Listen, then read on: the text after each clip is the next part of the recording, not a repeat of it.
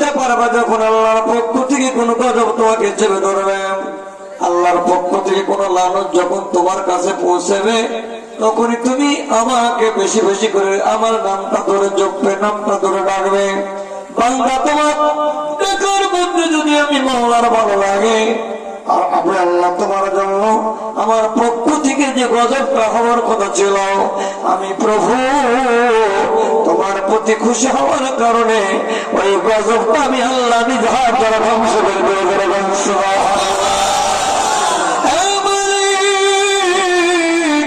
আমরা গুনাহগার, তুমি জানো আমরা গুনাহগার, আমরা অপরাধী, আমরা জীবনে পাপ করেছে, গুনাহ করেছে, স্বীকার করি। কিন্তু তোমার নবীকে তারা জীবনে দেখেছি, দেখার পরে ঈমান আনে না, নবীকে আঘাত করেছে, নবীর গালের দাঁত ভেঙেছে, নবীর গায়ে দিয়ে রক্ত ঝরিয়েছে, নবীকে পাগল বলেছে, পাথর মেরে নবীকে দেশ থেকে তেড়ে দিয়েছে। আমরা ওই নবীর প্রেমিক হইয়া আমরা নবীর মহব্বতের দুনিয়ার মধ্যে রাসূলকে স্মরণ করি। ও মালিক, আমরা গুনাহগার হইতে পারি, পাথর মারার গুনাহ করে নাই, আমরা দাঁত ভাঙার গুনাহ করে নাই, নবীর রাস্তার পথে কাদা ফোটানোর গুনাহ করে নাই, আমরা নফসের তাড়নায় গুনাহ করেছি বারংবার, কিন্তু স্মরণ করি তোমাকে হাজারবার।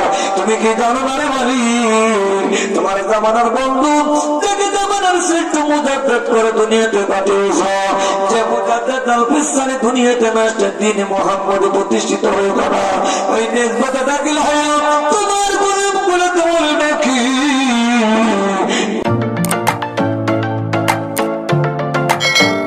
মাওলারে তামাম পৃথিবীর ওলি আল্লাহ রাসূল মদিনাওয়ালা নবী রাসূল আমাদের কবুল করে আমাদের উপরে রহমত বর্ষণ করে দাও।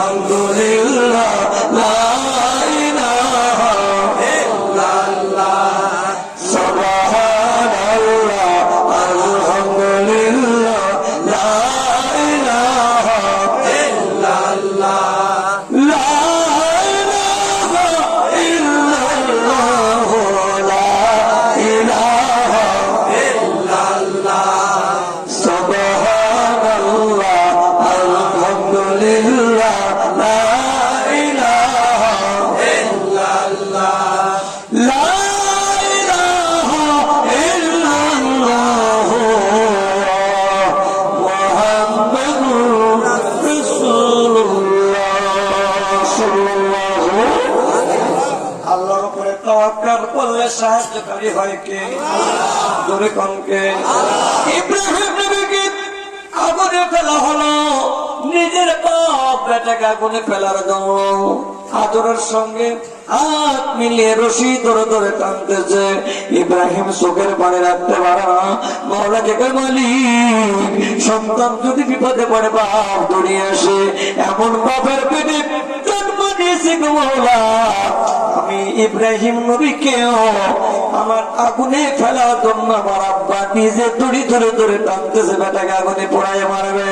ও মালিক, জন্মদাতা বাপ যদি আগুন নিষ্ঠুর হতে পারে, আমি আর কার উপরে ভরসা করব? আমার দুনিয়াতে কেউ নেই গো মাওলা, আমি ভরসা করলাম তোর উপরে। কল নি'মাল ওয়াকিল নি'মাল মাওলা ونعم النصير سكر بنغريا ইব্রাহিম আল্লাহর কাছে দরখাস্ত করে আমার আল্লাহ কয় বন্ধু রে তোমার আব্বা যদিও বিতর্কের সঙ্গে হাত মিলিয়ে তোমাকে আগুনে পোড়ানোর চেষ্টা করতেছে ও ইব্রাহিম তুমি আমার কাছে দরখাস্ত করার কারণে তোমার দোয়া আমি আল্লাহর এতই ভালো লেগেছে কবুল করে নিলাম তুমি আগুনে পড়বা না আমি আগুনে পড়ার সঙ্গে সঙ্গে আগুনটা আমি ফুলের বাগিচা বানিয়ে দেবো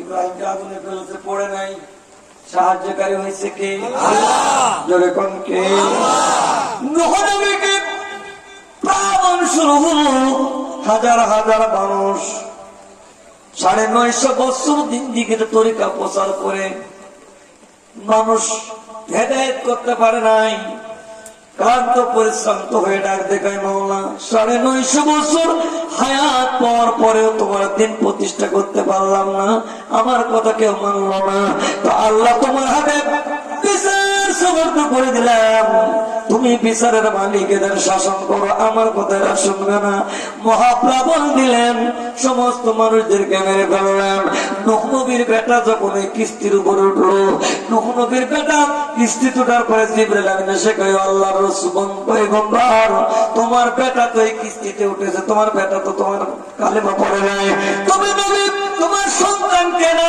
ও তো কালেমা পড়ে নাই কিন্তু বাঁচার জন্য তোমার কিস্তিতে উঠেছে অনুহ তুমি যদি চাও তোমার বেটাকে আমি আল্লাহর পক্ষ থেকে আল্লাহ মাফ করে দিবে নবীর ওসিলায় নূহ নবী ডাক দিয়ে ও জিবরাইল আমার প্রভুকে বলে দাও আমি যে সন্তান জন্ম দেওয়ার পরে যে আমার নবী বলে মানব না আমার কালেমা পড়লো না অমন বেটার দরকার নাই আল্লাহ যেন ওকে আগে ধ্বংস করে দেয় যাতে পৃথিবীর মানুষ জানবে নবীর বেটা হওয়ার পরেও কালেমার সঙ্গে গাদ্দারি করার কারণে আল্লাহর গজব থেকে বাঁচতে পারে না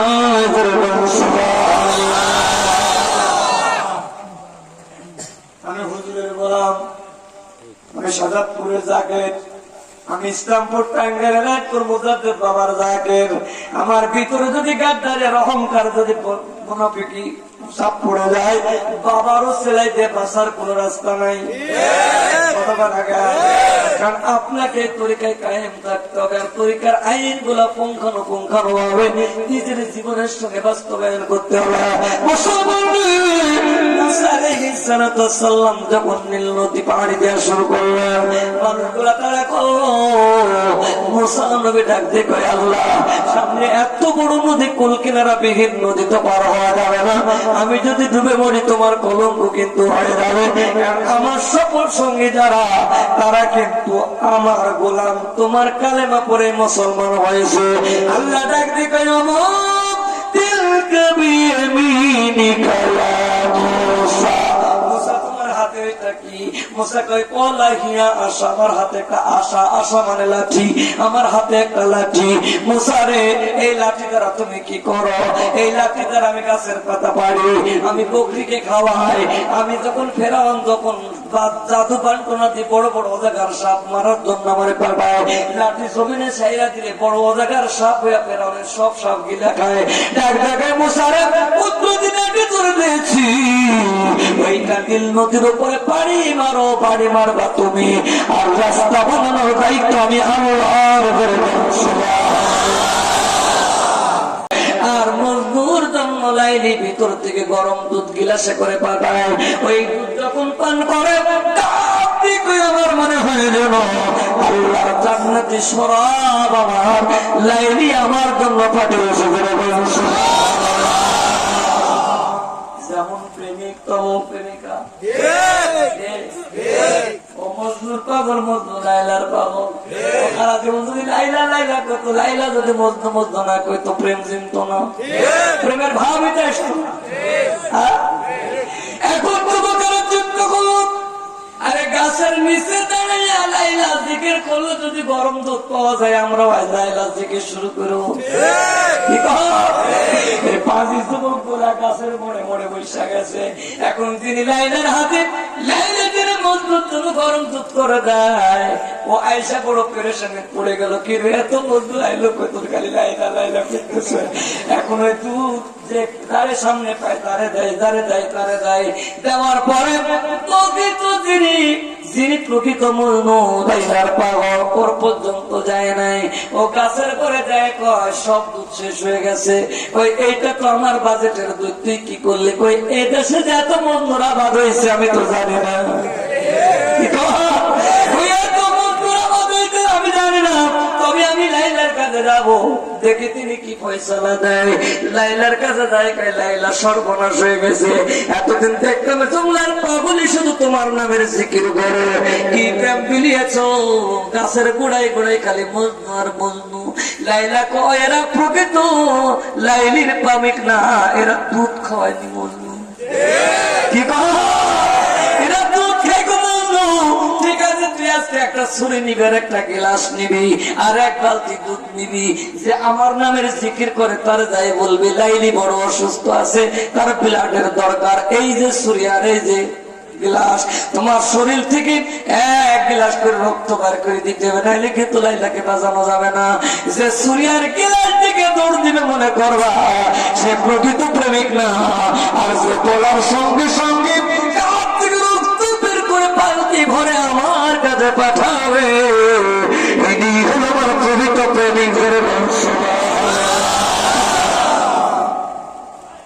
বাবা দেন, বাবা নিব, বাবা খাবো, বাবা দেন, বাবা পড়বো, বাবা এতটুকু পরীক্ষা করলি জীবন শেষ। রে বাবার পাবো, হ্যাঁ তুই সস্তা পরীক্ষা, পরীক্ষা বুঝতে হবে। ভালোটা নেবে, মন্দরা নিতে চাই না, নগদে বিশ্বাসী, আগে দেন পরে দিব। মুসলমান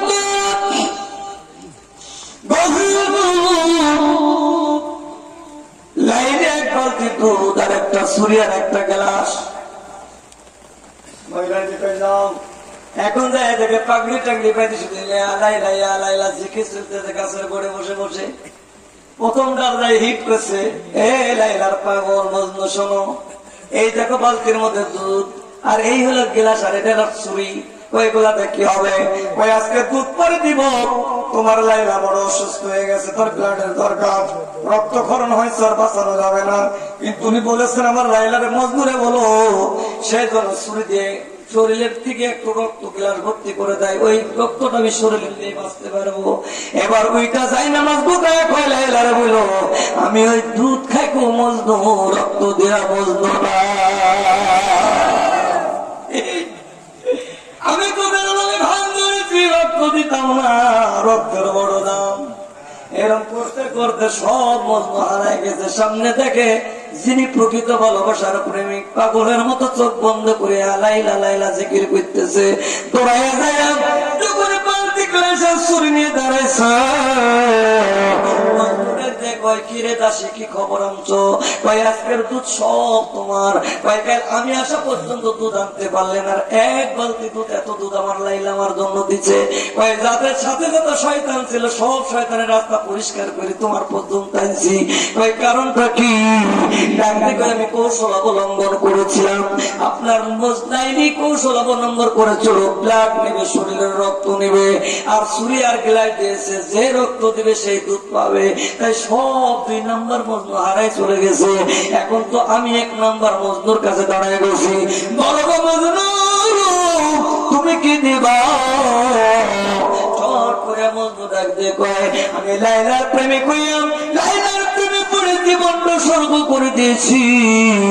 এটা শুধু দুনিয়ার কোন রক্ত না রে দাসী, আমার লাইলারে বলো সে যদি আমার জীবন চায়, আমি আমার ভিতর থেকে কলিজা বের করে লাইলার জন্য দান করে দেব। কারণ লাইলার মধ্যে আমি আমার মাওলার সংগ্রাম করবে।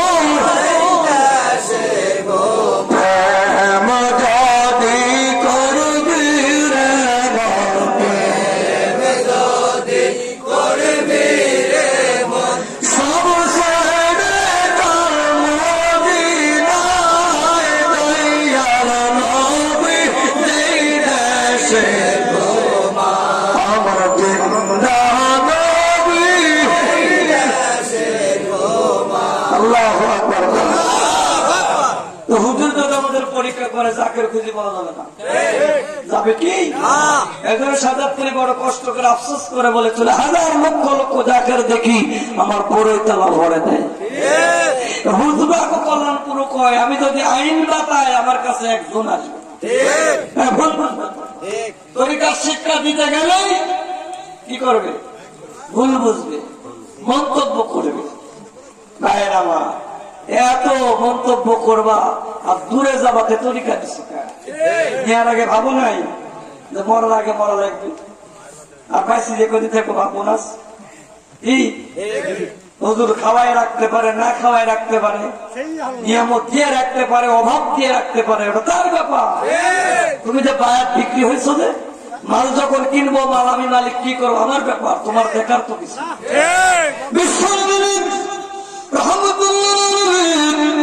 আমার নবী ক্ষুধার্ত নবী মসজিদ নবীতে বসে আছে, আর তিনজন সাহাব আসলেন, তাদেরও পেটে খাবার নাই।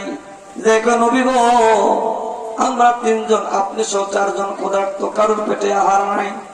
নবীজি ডাক দিয়ে কয়, এই জন্য তো মসজিদ নবী এসে দাঁড়াইছি, দেখি যারা ক্ষুধার্ত তারা আমার কাছে কে ছুটে আসে, আর কে আমার ভুল বুঝে দূরে চলে যায়। এই কথা